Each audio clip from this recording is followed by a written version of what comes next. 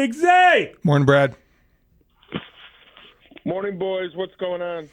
Well, I don't know if you've heard, but the Bears are now atop the NFC, soon to be favorited over New England in the Super Bowl and a repeat of, I believe it was Super Bowl 20. I think it was. And there's a lot of euphoria in town.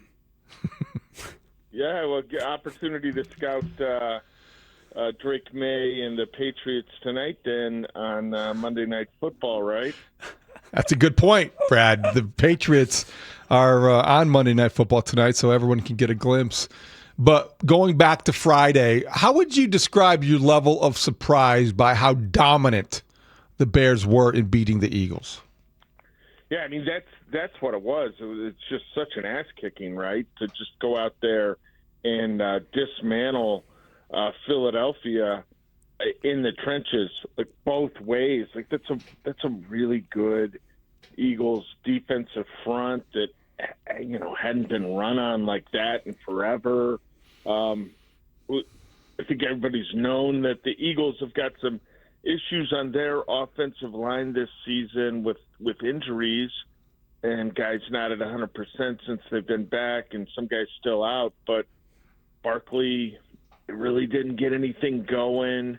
It was just a dominant effort. Like Ben Johnson's talked for a while about, we haven't put together a complete game. We haven't done this. We haven't done that.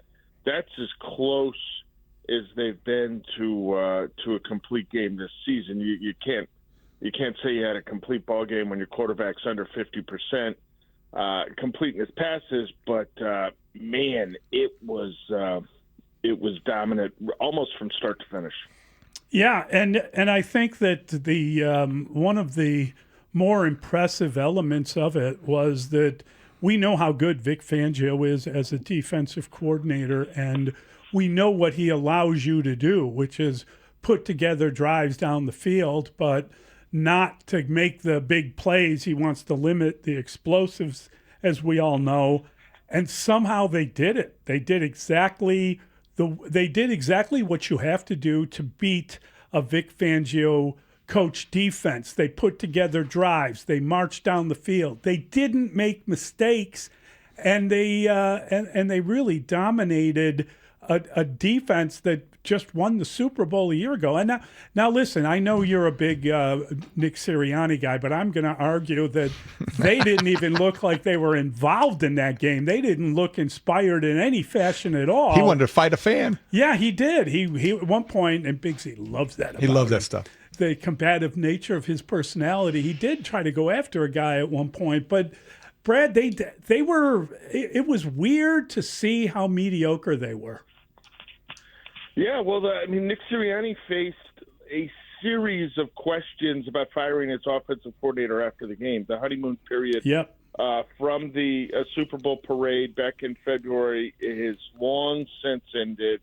The grace period you get from Philadelphia sports fans lasts almost a month. Yeah, it's absolutely unbelievable. So, the Bears win that, and now they've got some extra time to prepare for Green Bay. Of course, the Packers have the benefit of extra time as well, having played the day before on Thanksgiving.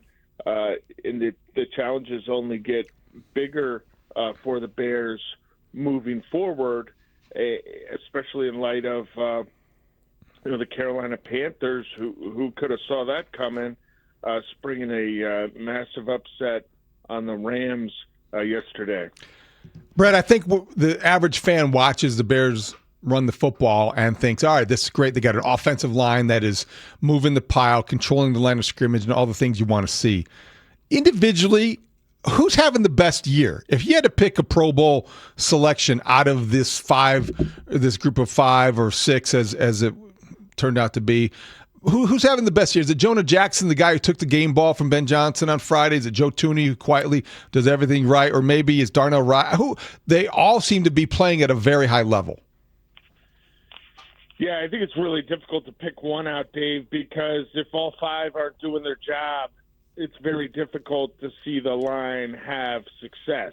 And they've really kind of come together since that bye week. Like the numbers that they have running the football since the Week 6 Monday night game at Washington are super impressive. I haven't looked at an updated figure since Friday's game at Philadelphia, but it wasn't consistent at all in that first month of the season, something that wasn't surprising to those involved because of the time on task that's required. But boy, they were confident, they weren't worried, and it started to click. And it's going to be interesting to see, how the Packers with Jeff Hafley and some of these other defensive coaches that they're going to run into are going to try to attack the Bears, because if somebody comes up with a way to slow down this run game, good luck having answers for all the players that they have in the passing game. You can't make the Bears really one-handed right now in terms of what they're doing offensively, just because they have so many different guys. This segment with Brad Biggs is sponsored by Est-Wing Professional Tools, made in the USA for over 100 years. Estwing.com. It is really amazing, I think, to see the Bears sort of getting better. And yet you go back and you remember when we first heard from Ben Johnson, he talked about beating Green Bay and beating Matt LaFleur in particular, and beating him a couple of times, and LaFleur obviously took offense to it because he then came out and said he didn't know Ben Johnson. He wasn't sure who he is, and I think he kind of knows him now. How will that little element play into what happens on Sunday?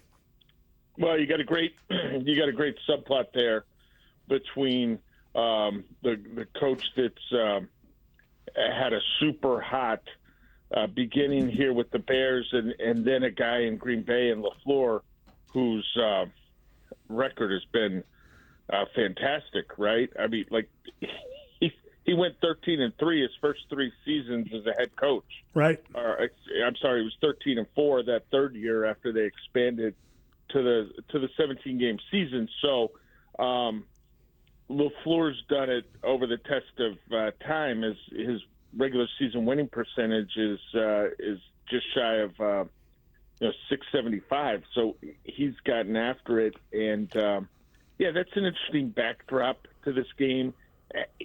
Some of the Packers stuff that you hear from head coaches that are just hired by the Bears, I think that comes from ownership. I think ownership likes the idea of their coach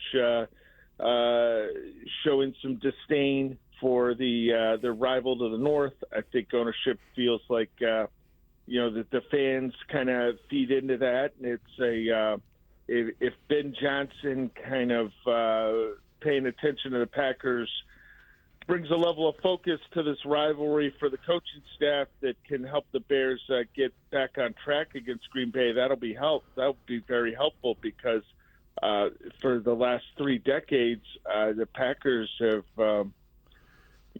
laid waste to the Bears many more times than not.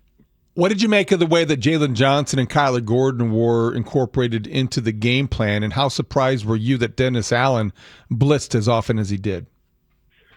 Well, I think, the way those guys were used, you could tell they were going to kind of watch it as they went, and they had a couple different uses for Kyler. They had Kyler spelling Jalen on the outside.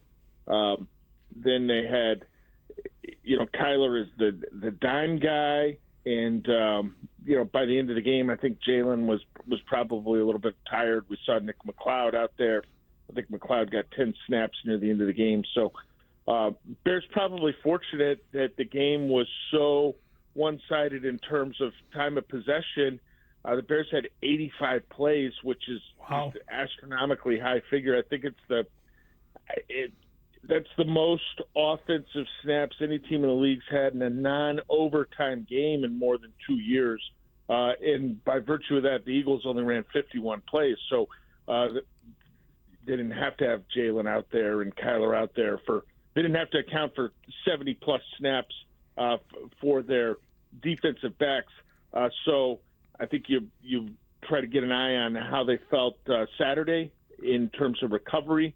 The long week will obviously help both of those guys a little bit, and you see if you can get a little more out of them in the trip to Green Bay. But they've got a good problem to have on their hands now with some of these DBs returning healthy, and it allows for some creativity for Dennis Allen, for Al Harris, and the rest of the coaches on the defensive side of the ball. Brad, we've seen the storyline repeatedly that the Bears, like, who have they beaten? They haven't beaten anybody.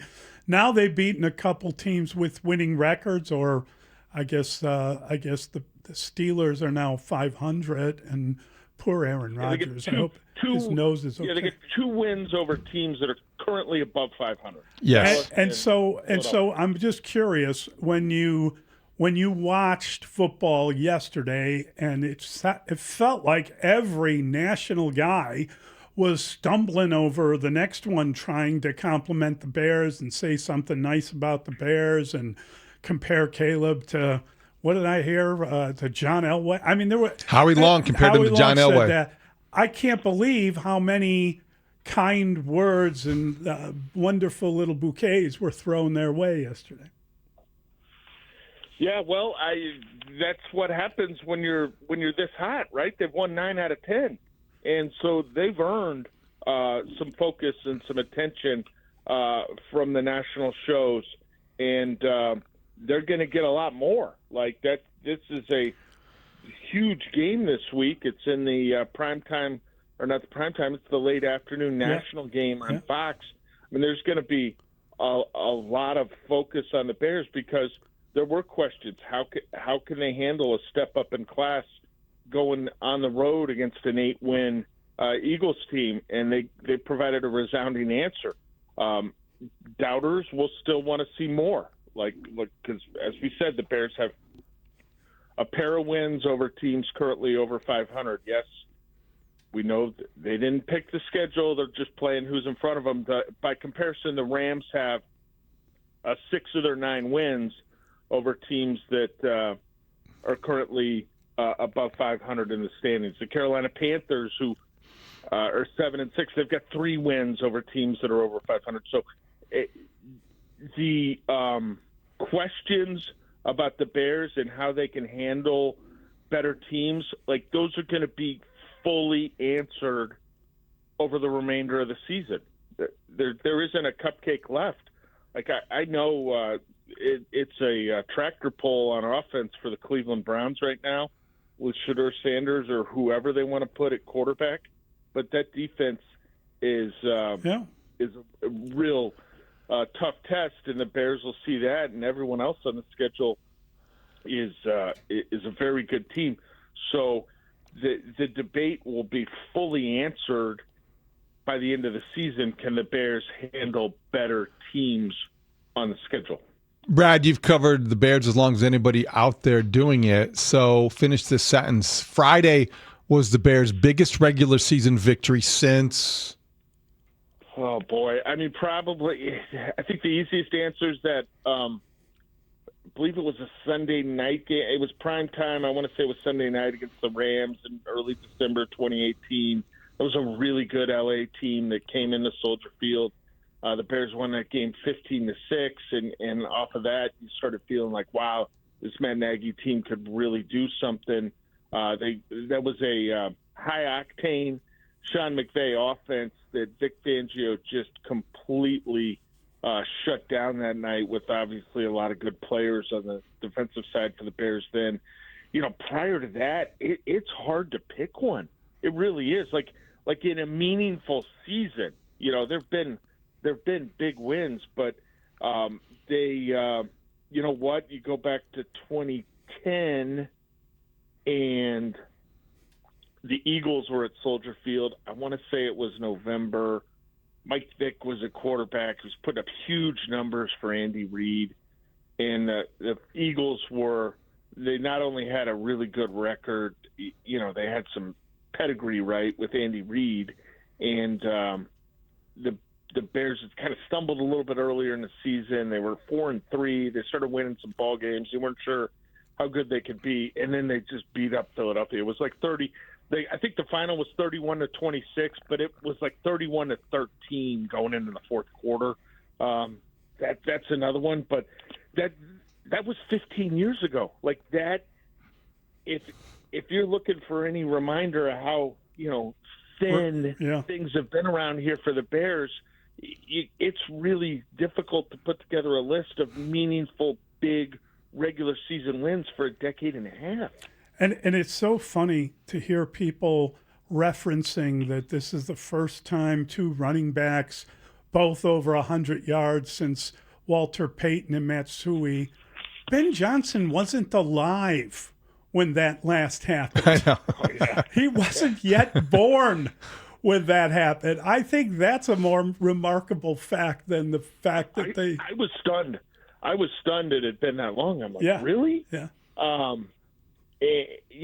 And what's wild is to go for 280 on the ground or so twice in a month. Like they had